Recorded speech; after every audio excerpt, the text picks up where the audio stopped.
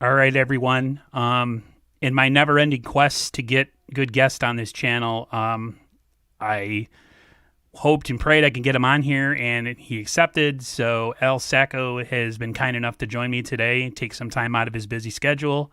And Al, if you want to kind of introduce everyone to yourself, like where to find you, what you do, and then we can get started on the questions and stuff. Yeah, absolutely. So I'm Al Sacco.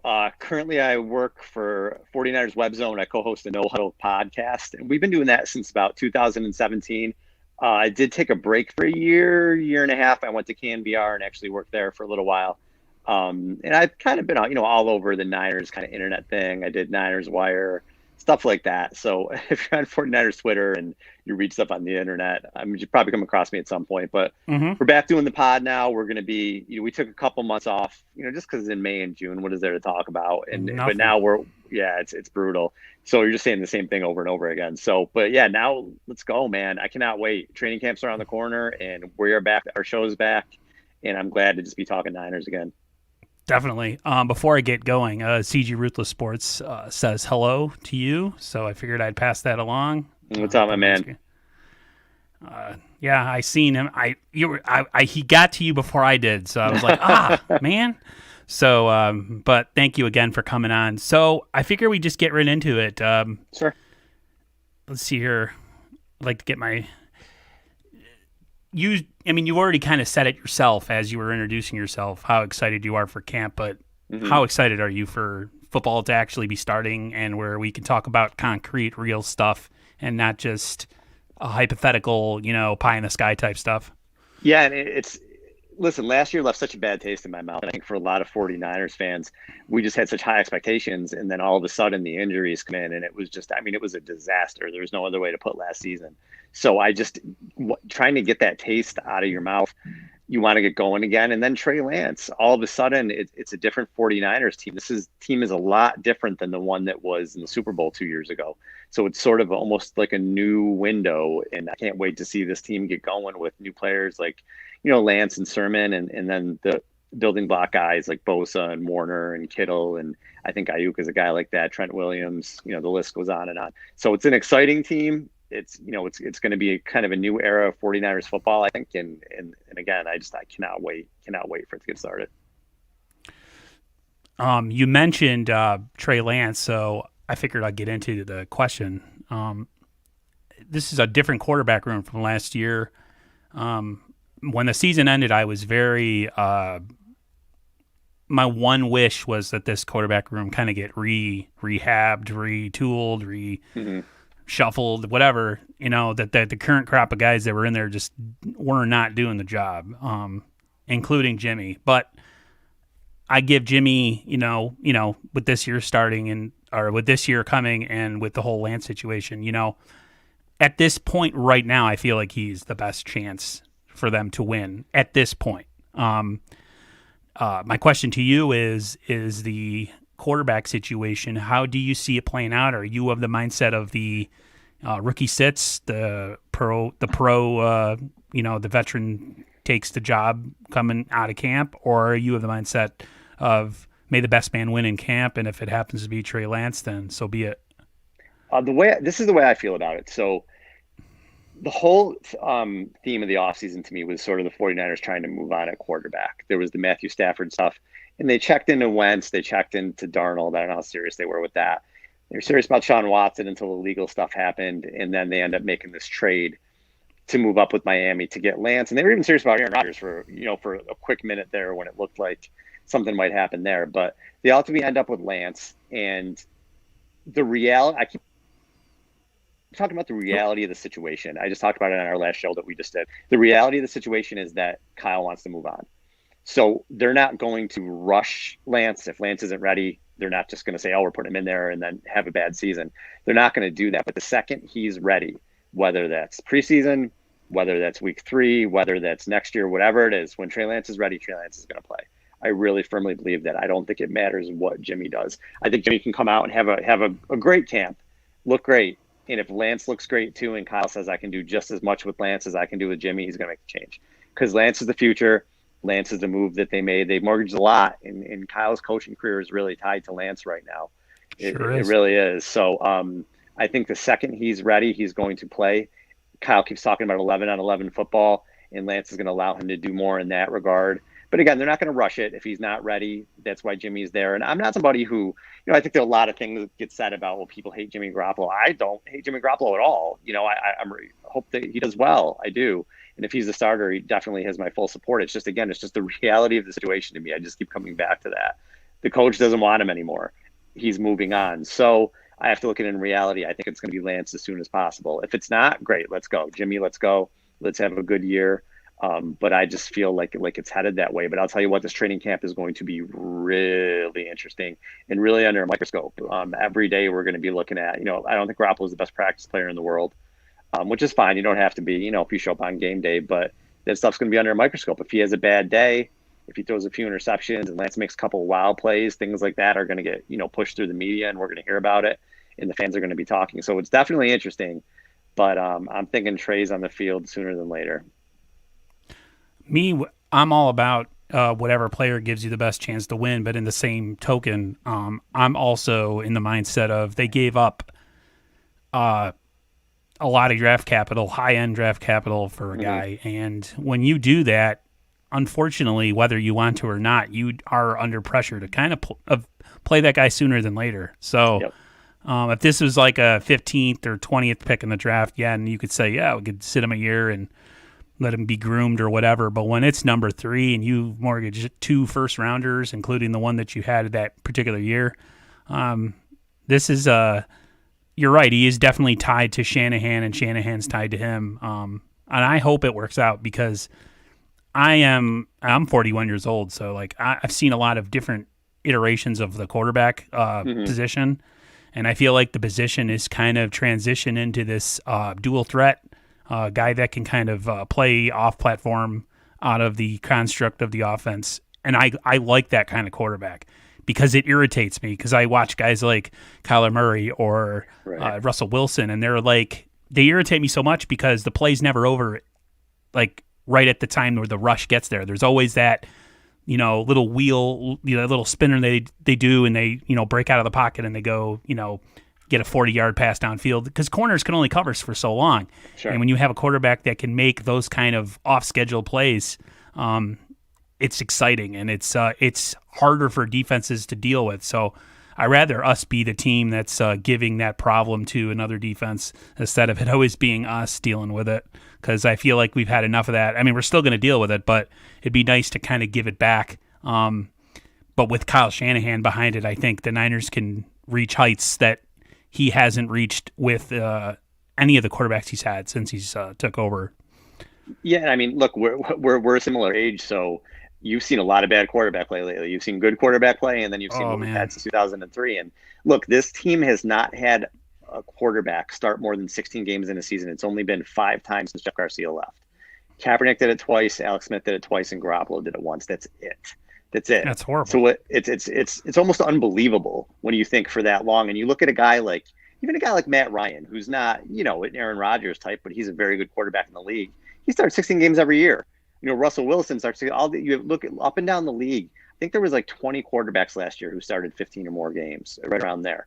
The Niners have only done it 5 times in 18 years. They have to get somebody who's going to be behind center consistently for the next 5 to 10 years, and that's something with Jimmy too, where, for whatever people want to say about his play, the bottom line with Jimmy is he hasn't been on the field, and he started 4 seasons as the starting quarterback. If you go back into New England, right, he hasn't gotten past game 3 in 3 of them. The only season he was able to do that was 2019. He got hurt second game in 2016 with New England, third with the Niners in 18, and second with the Niners last year. So he hasn't been healthy, and the Niners need somebody who's going to be there and be consistent, and you have to hope Lance can be that guy for the next 5, 10, 15, hopefully years. Right, and he looks like he's built to take the punishment. Garoppolo, you look at Garoppolo just, from a outsider's point of view, he's not the biggest guy. He doesn't.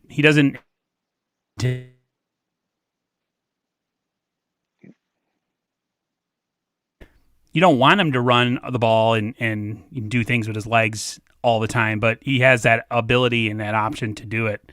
And he looks like he has the body to actually have withstand any type of punishment that's given. Well, in college, he had going on.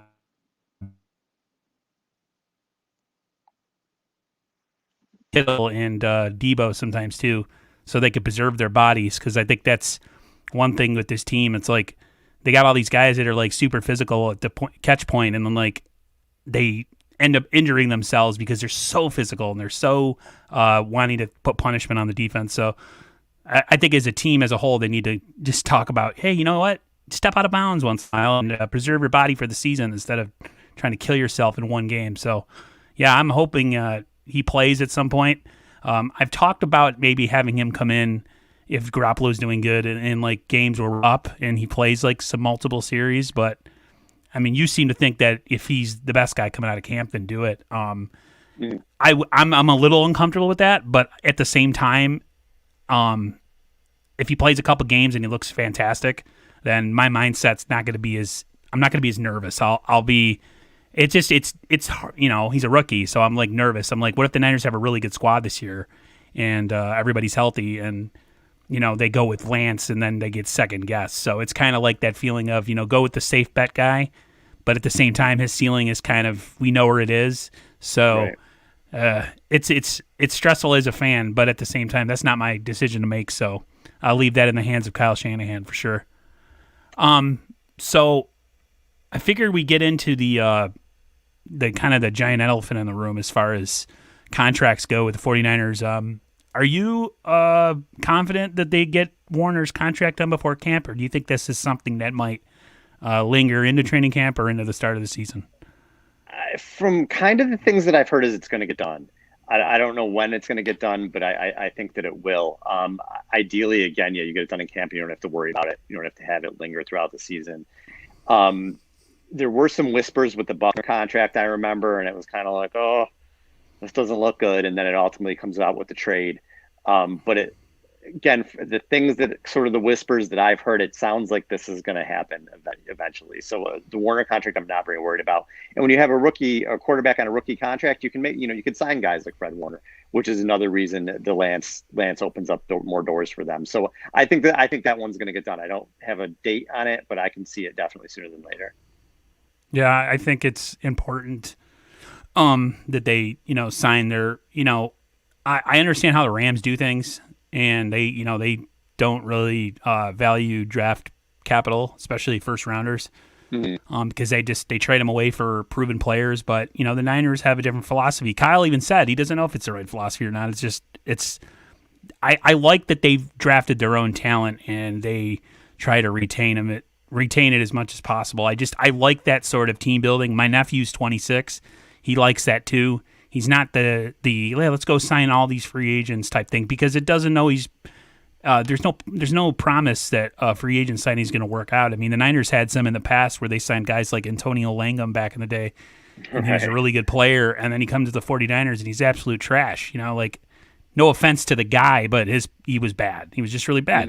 And like, so free agency isn't always a guarantee, but there's more than one way to skin a cat. I just like the fact that they've built through the draft, and a lot of their best players are guys that are not in the first round. The Dre Greenlaws of the world, Fred Warner, Kittle's a fifth rounder. I mean, what the heck?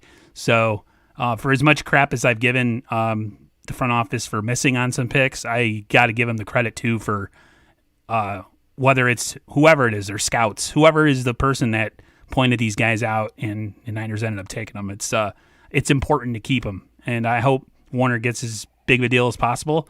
It would be nice to sign him before some of the other free agent middle linebackers get signed, so he doesn't have to get the biggest contract. But at the same time, I don't know. The Niners always seem to find a way to appease their guys and make deals that are fair for everybody. So hopefully that is the case with Fred Warner. I think it will be.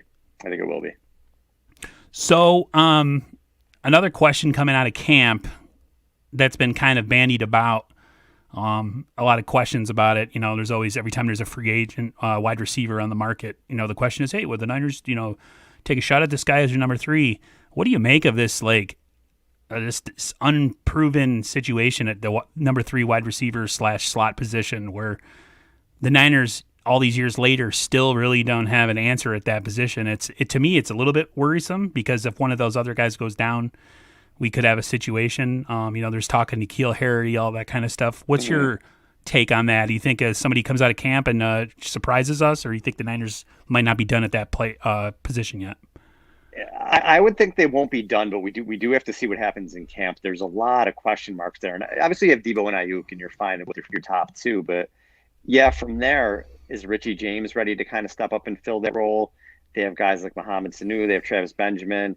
Jalen Hurd is he ever going to play? That's the big question with him. So he's there. Juwan Jennings. There's a lot of people kind of throwing a lot of things on the wall and seeing what sticks. I'm a little nervous about that because Debo plays hard and has a tendency to get hurt. We'll see what Ayuk's durability is. Leaving Kittle out of it because he is a tight end, but I'm a little nervous at wide receiver. If there's an injury, all of a sudden it could get a little dicey. So I think if some of these guys don't pan out, they would search the waiver wire, maybe make a trade or something like that. But seems right now anyway, they're looking to see what they have. They'll see if someone can step up, a couple guys maybe. The interesting thing is they just really need to replace Kendrick Bourne's production, if that makes sense. Somebody who can get 35, 40 catch a few big third downs. And listen, Bourne was a role player. You're not going to pay him big money when you have needs like you extending Fred Warner and things like that. But they need to now find somebody to kind of fill that role. And the other thing Bourne was he was durable. As much as he would drive you crazy with a drop or he'd jump off sides or something, he was durable and he did make some big catches. He scored some touchdowns for them. So that's kind of what they have to replace. Those 30, 35, 40 catches. In a few of those catches are big. So they need somebody to come up clutch there. We'll see. We'll see if what they did this offseason, sticking with some of these guys that they had and people like Sanu, if it's going to work out or it's going to come back to bite them. What's your take on Austin Watkins? Do you think he makes a team, or is he one of those just kind of? Because I've seen two lines of thinking. I've seen, you don't know about this guy, man. He does this and he does that, and then there's other people that say like, there's a reason why he dropped. Like, I've seen both sides of the coin on people analyzing his play. What's your side of it? I kind of agree with you. When people drop like that, there's usually a reason. So it's, there are people that are going to come in undrafted or whatever and make waves. Obviously, Bourne was somebody who did that. I don't know. Again, I have to believe it to see it at this point. If you told me, put it this way, other than Debo and Ayuk, everybody else is on that roster as a receiver, whether there's 6 guys or 7 guys. Oh, Trent Sherfeld is probably going to make the team too. I don't know how he's going to be a receiver, but he'll be the guy they signed from Arizona. He'll be at least special teams. But other than probably those 3, if you told me any of them would make it, I wouldn't be surprised. If you told me any of them got cut, I wouldn't be surprised. I think it's that wide open. I think it could be literally anyone that gets cut and literally anyone that makes it. I have no idea right now. And I don't think the Niners do either, to be honest with you. I think it is going to be really a camp thing and a preseason thing, and then they'll fill out their depth chart, 4 through 6 or whatever it is afterwards. Yeah, I mean, I was hoping that they would go after Julio, but that would have took them giving up things that they don't really have. Right. And Kyle did say, though, like if the Rams would have shown interest, he might have pulled the trigger. So I'm glad the Rams didn't. I'm glad we could. I mean, like I said, again, the Rams have proven that you don't always need to have your first-round picks, but I just feel like that's the way the Niners have been doing things. And I say stick with what's been working as far as finding players. It maybe hasn't translated to wins yet because of injuries. But as far as how they've built their roster, if it works, I would say keep doing it until proven otherwise. I'm a little bit worried about, the corner position, which is actually my next topic, so I figured I'd just go right into it. Mm-hmm. Just my worry is the position behind Verrett and Mosley is kind of is a really scary thing because there's not a lot of proven play behind those guys in I'm trying to think of the slot K1. Mm-hmm. Then you got all these unproven dudes back there, and I mean, what do you think is could you see them signing some free agent corner after roster cuts happen, or are we looking pretty much at the starting secondary here in the end of July? I think if everybody's healthy, that's probably the starting secondary. I think you're going to have Verrett, you're going to have Mosley, you're going to have Williams, and you're going to have the 2 rookies. I think that's going to be the top 5. And Thomas, listen, he could have been if he played last year, he might have been a higher pick. So he might be end up being a steal. But where I worry, obviously those two have to develop. Where I worry, and I think they're taking a big risk, is with Jason Verrett. Now, was Mm-hmm. he great last year? He was terrific last year. He was terrific. But the guy played 6 games in 4 years or something like that, whatever it was. He was could not get on the field. So to bet on someone like that to play, I think what did he play? 14 games last year, something like that. But to bet on him to play 2 seasons back to back that much after his injury history they're really taking a risk. They're taking a big risk. And if he gets hurt, what are we doing? Are we hoping the pass rush is really good again and that makes up for it? We hoping the rookies are just ready. It kind of scares me because there's really not much behind those top three No. other than a couple of rookies. So they're taking a chance. They're taking a chance there, and they are taking a chance at receiver. Because again, if Ayuk or Debo go out, like we just talked about, well, you're kind of like, what are we going to do? So it is a little scary. I'm surprised that somebody, there's not another veteran that got brought in type thing. Maybe they still will, but they are. I definitely think they're playing with fire there. That's probably the best way to put it. Yeah, I'm not extremely comfortable with either of those positions being so up in the air, especially with the regime that's going into its fifth year, fourth, fifth, I forget. Yeah, your fifth This year. is Yeah. this is an important season for everybody, man. Especially when you have players on cheaper contracts still, and you got just you got Bosa and you got Warner and you have all Mhm. these like really talented players. Windows don't last forever in the NFL, and you got to make do with what you have and do it in a timely fashion before the window closes. Like you said, with the quarterback being a rookie, I'm going to assume Garoppolo moves after this year, which opens up a lot of money, and that would help the Niners, for whatever they want to do, whether it be Mhm. re-signing other players or bringing in a free agent. Doesn't seem like they're big on bringing in a lot of big name free agents now, just because their cap situation isn't like it was back in like 2018 or 2017 where they had all this money. Mhm. It's definitely they're a lot tighter now because of just they actually have decent players on the roster that they had to pay, which is kind of a good problem to have, I think, than having a bunch of money and a lot of trash players. So, speaking of what you mentioned with the injuries to both Debo and Verrett, what do you make of the recent injuries in OTAs, and are you hopeful that the Niners injury bug maybe this year they're finally going to kick it, or are you just kind of waiting on pins and needles, hoping this year is different than last year? Because I'm on pins and needles. I really don't know what's going to happen. I'm worried Yeah, for sure. I'm right there with you. I mean, dude, I couldn't watch a game last year without being like, get up, get up, get up. Every time there was a tackle, it got that bad. So I'm the same way this year. I'm petrified. It's been horrible the past however many years. I don't even know now. Last year was almost seemed like a joke. I've never seen anything like it. When you use two defensive linemen to ACLs in 3 plays, it was absolutely crazy, man. So I am nervous. I am, as excited as I am for camp, I'm also scared, to check Twitter or just see whatever. And, this person's hurt or this Every person. day. Yeah, it's crazy. It's crazy. You're just so used to seeing it as a 49ers fan. The luck has to turn around at some point. And I don't know what the answer is. I don't know if anyone's doing anything wrong. They changed their training staff. It's got to be luck, but maybe some of it is the way they're doing things. I don't know. I don't know what the answer is. I do know if it happens again this year, they maybe have to really do some soul searching in terms of maybe how they're running practices. And again, I don't know I'm not saying I know the answers. Just saying if you get another season that's similar to last year with these injuries and things like that, something's up. Even 2019, they got killed with injuries. I mean, they were playing without their two starting tackles for how long? Yep. They just had depth and they were able to overcome it. And last year showed you can't do that. You can't do it, especially with the quarterback position, and that's where the Niners have been in the most problems with injuries. And Kyle Shanahan's playing 3 QBs every year. You can't do that. You're just not going to win. So it is definitely scary, and hopefully the football gods are just mess with this year, I guess. Because all the good teams might have a couple injuries here and there, but for the most part, all the good teams that you see go deep in the playoffs have most of their best players playing, like Right. the Bucks, for instance. Might not be a big fan of Tom Brady winning 7 Super Bowls, but That team, I mean, Brady played with some torn ligament in his knee last year, but for the most part, that Right. team was pretty damn healthy going into the Super Bowl.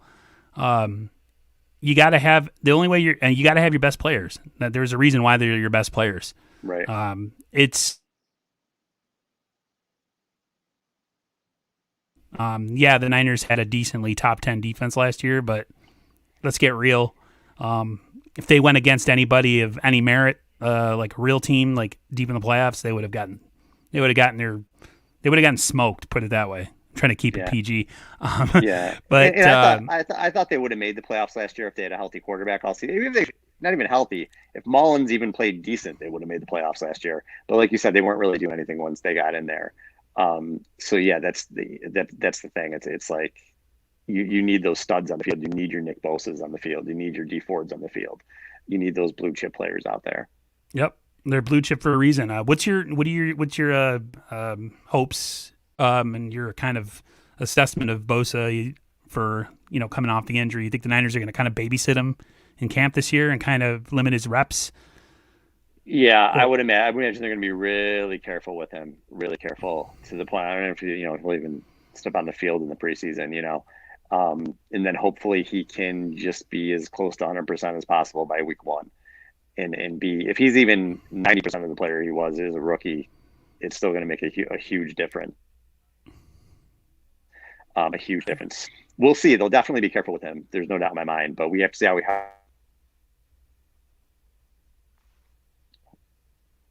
whoop, might have lost him. Oh, Aaron, you still there? Yeah, I'm still here. Okay, sorry. I lost you there for a second.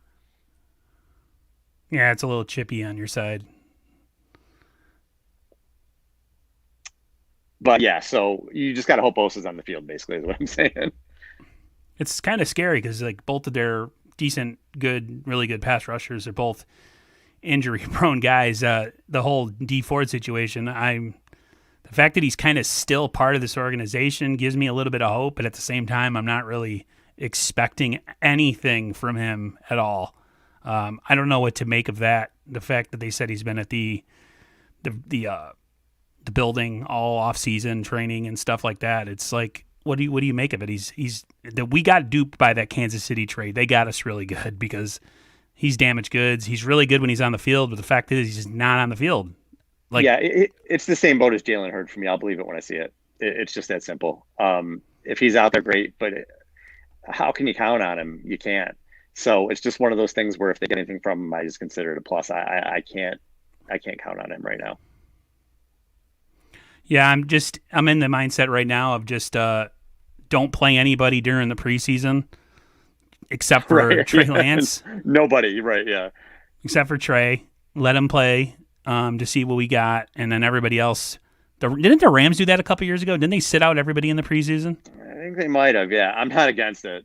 If we Neither am don't need I, to see him out there, don't risk it. because I think you get your answers in camp for the most part. Hmm. Because camp is grueling, and camp is well, it's grueling. It's camp for a reason, and I think a lot of teams get their answers in camp. I don't know. I think the preseason's more for like back end or depth roster pieces. You already know coming out of training camp, I would assume, who your starting 11 is on each side of the ball for the most part. Yeah. Yeah. Maybe You know, guard. You might have some competition there with Banks and Brunskill. But yeah, I think for the most part, you're right. They know pretty much who's lining up where. I'm really hoping Banks plays really well and is a good player, because that interior of the offensive line has been pretty bad for the last couple seasons, and it'd be nice to shore that up. They got Alex Mack, a veteran, an older player, but still pro's pro. And then you got a guy like Aaron Banks, who's kind of a different he's a different type of player than the Niners usually have. They usually have more of an agile pulling guard, and they're going with more of a he kind of gives me a Larry Allen type vibe from back in the day, just a gigantic guard who looks absolutely immovable, which I'm okay with that too. So Right. hopefully he can, his body and the way he moves is good enough for the type of, because like I said, they do a lot of jet sweeps and, a lot of movement.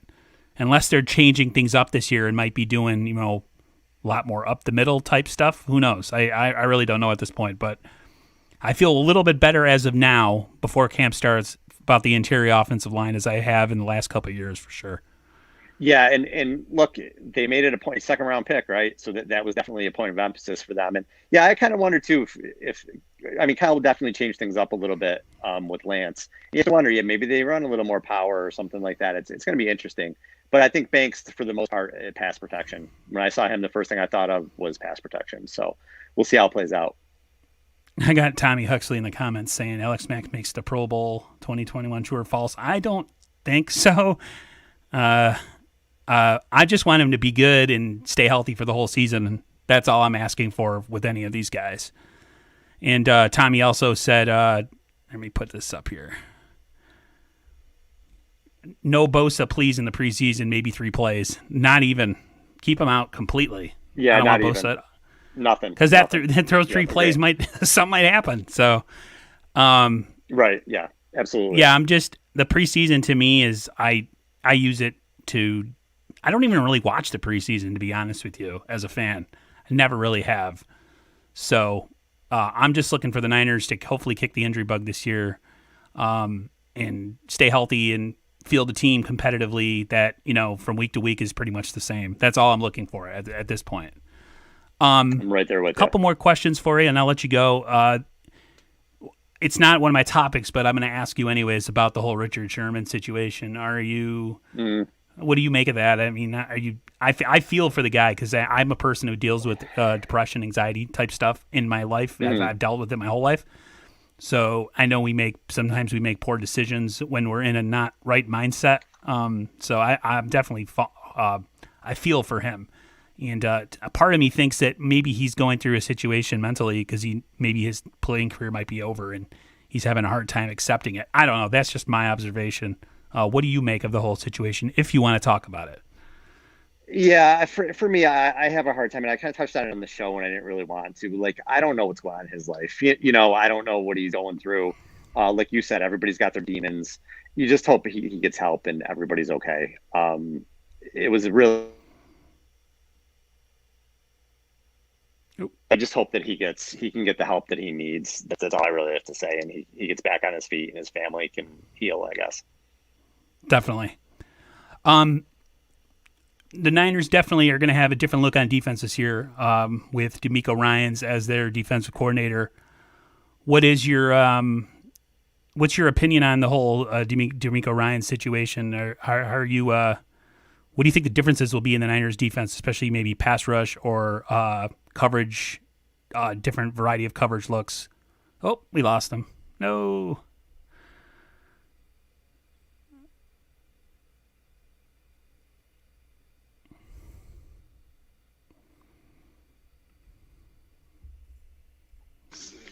There we go.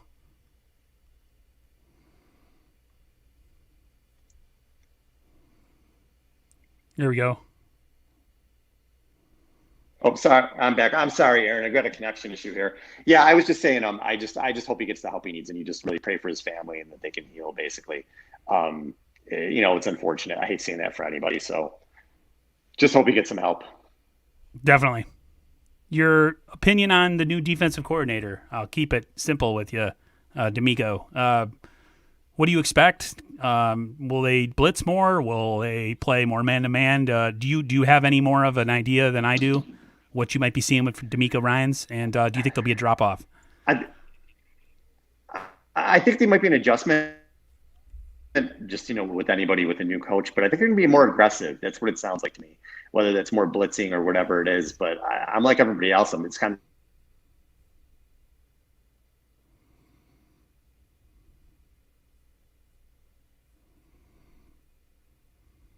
No.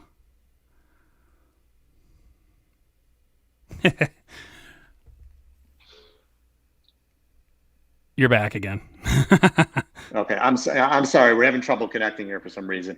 Yeah, I think it's going to be again. I just think he's going to be more aggressive this year, more blitzing, and I do think there will be a little bit of an adjustment phase. We'll see how it goes. Robert Saleh was a hell of a coach, man, and they are going to miss him, and it is going to take some time. I think, I don't think there's going to be a huge drop off. I think they're going to be a good defense, but you could see maybe a few little things here and there, maybe some communication issues. stuff like that early on. But overall, I'm excited about Ryan. I think he's gonna be a good coach. I have a really quick question from the comments here. He asked, we have the same secondary that couldn't stop DK Metcalf last year. How do you think we fare against Seattle? Yeah, it's the only thing you have to hope is that the pass rush is better. I think that's the best way I can put it because you're right. We talked about the secondary, and if there's an injury, do you feel good about that secondary going up against Lockett and against Metcalf and guys like that? And the Rams are loaded at receiver, and Hopkins, and there's a lot of serious receiving threats in the NFC West. So that. Excuse me, it's going to be the big thing. The receiver depth in the secondary. I don't think enough is being made about the secondary. It's kind of been brushed off. Like we'll be okay. I don't know. We got to wait and see how it goes. Definitely. He also asked a question. What about the D line stopping mobile QBs? We have always had trouble, even with Bosa. Yeah, it's true. I mean, I feel like last year they might have turned the corner when they started doing a lot of those corner blitzes with K1. They started kind of finding a way to kind of cut that stuff off. And it's to me, yeah, that's one of the Niners' biggest things is when they played really pocket quarterbacks in 2019. They were unbelievable. But as soon as they played a quarterback that could escape the pocket, they had a lot of problems. Like a lot of problems. Like, but what's his name? The defensive line or the D coordinator Robert Saleh could not figure it out to save his life. No, and it was like constantly, like every game that they played a mobile quarterback, it was the whole game. Like, you have the guy, he's right there in front of you, and somehow he sneaks around, and then he gets like a 25-yard run off the edge. It's just like unbelievable. And you're seeing Murray twice a year. You're seeing Wilson and Josh Allen destroyed them last year. I mean, that was as bad as I've seen a quarterback beat the Niners in a long time. That was pretty bad. So yeah, they have to find a way to do that too. Even like you said, they didn't do it with their studs. So they have to figure that out. What do you make of Bucom? You think he's a contributor this year, or is he just a solid depth piece? I think he could be a rotational guy, a pass rush type guy. We'll see. That was I had heard at free agency that they were looking into pass rushers, and he was not the guy I expected at all. I was shocked when they got him. So it'll be interesting to see how he does. Yeah, but I think he'll be a rotational pass rusher type thing. And we'll see with Ford too, right? So there's some question marks there. But I would like for them, to see on passing down to get Bosa and either Ford or Ibukam to bookend. And then I like Armstead rushing from the inside, and you hope Kinlaw takes that jump this year, right? So, absolutely. I think Kinlaw is making a jump this year is very important to how good the Niners defense can be. I think his ascension and development is very important to how good this D could be for sure. Yeah, absolutely. My last question to you is, who falls on the sword if we have another losing season? Like, if we have decently healthy team and we somehow don't make the playoffs, I mean, do you see somebody falling on the swords and taking the brunt of this? Will it be a defensive coordinator, a trainer, or will somebody of some worth, like John Lynch, take the? That's a great question, because I think there's a lot of, I guess, and it's good to be positive, but there's a lot of we're going to be good, we're going to be in the playoffs. Well, 3 of the last 4 years have been, actually 5 of the last 6 years have been a train wreck. So what if it happens again? What if something happens again? It's a great question, and you don't want to think that way. But if it does, I think we go into 2022 where all of a sudden there's a lot of questions about everything they're doing. And I kind of don't want to put my mind there right now because I can't handle it the way the last year went. But it's a great question. And I think if Kyle has his guy at quarterback and listen, it all goes to hell, there's more injuries, or, Ryan's doesn't end up being a good hire. I'm not saying these things will happen. But if it doesn't, yeah, you're right. At that point, the heat's on Lynch and Shanahan, and they've been kind of Teflon so far, right? It hasn't really been their fault because of injuries, and that's fine. I love Kyle. I think Kyle's a terrific coach. I want him to be here for the next 10 years, but he's also the only coach in 49ers history to lose 10 games 3 times. And it's been because of injuries, but at some point, he has to start putting together a consistent winning seasons, and he knows that. And I think that's why he made this trade. I really do, because he's got a quarterback who's not healthy, and he knows, listen, I could be the best coach in the world. It's a results-driven business. If I'm losing 10 games every year, he's gone, right? I mean, you can't lose 10 games 5 out of 6 years and think you're going to keep your job. So he's had 3 out of 4, and now he says, you know what? I'm going to make the move for the quarterback and let me do what I know I can do. And I think this is where they do go on a nice little run. I really do believe that. I don't think they're going to go 14-3 this year. They might go 10-7, 11-6. But I think that's good, and I think that's a good stepping stone moving forward. Everybody's concerned about the Super Bowl this year. I'm not. I'm concerned about setting up a consistent winning franchise for the next 5-6 years, and let's get a Super Bowl in that time frame. But get in the dance. You've been in the playoffs 4 times in 18 years. You cannot talk about, oh, we're going to Super Bowl this year. No, you need to talk about getting the playoffs first. So that's where I think this team is.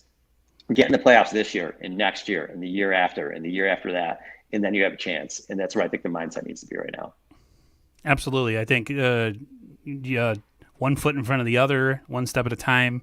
Let's not get ahead of ourselves. I feel like 2019 was a little bit of an outlier, and people expect this like it was going to be like this every year. I just think the stars aligned.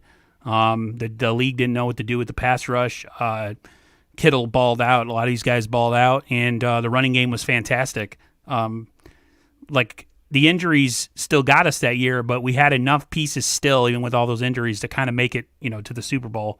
Right. But to do it consistently, you have to consistently be healthy, consistently draft well, make, a couple smart free agent moves here and there, not blow all your wad on one guy, because you can't win with just one guy. It's a team game. And I think if the Niners keep doing some of those things right and also get some luck in the injury department, I feel like this team might not be Tampa level, but I feel like they definitely could win the West this year if healthy, for sure. The West is a tough division, but I think we could win it personally. I would love to see Trey play sooner than later, but at the same time, if Jimmy plays really well, it's going to be kind of tough. But I don't know. All I know is I'm glad football's back. I'm glad I got a chance to talk to you. I would like to talk to you again in the future, possibly, if you have time. Yeah, absolutely. Sorry about the connection issues too, man. Don't worry I'll be in a different room next time. We'll figure it out, but definitely we'll do something. Definitely. All right, man. I appreciate you coming on. Thank you for your time and your expertise, and hopefully I'll see you sometime down the road, man. Appreciate it. Anytime, buddy. Thank you. No problem. Thank you. See you later, guys. Everyone have a good one. Talk to you later.